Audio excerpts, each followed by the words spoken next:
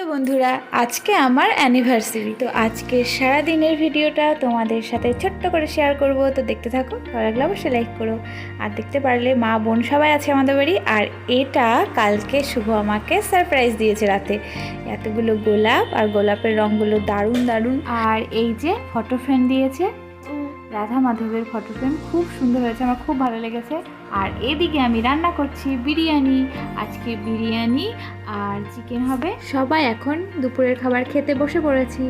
আর এই যে চিকেন কষা আর বিরিয়ানি। তারপরে আমরা দুজন মিলে স্কুটি নিয়ে ঘুরতে বেরিয়ে পড়েছিলাম। তেমন বিশেষ কোনো জায়গায় যাইনি, এই রাস্তা দিয়ে প্রান্ত থেকে ও প্রান্ত করে বেড়াচ্ছিলাম। বিকাল 4টায় বেরিয়েছি, বাড়ি ঢুকেছি 8:30টায়। আর তার মাঝখানে শুধু এই যে জুতোটা কিনেছি।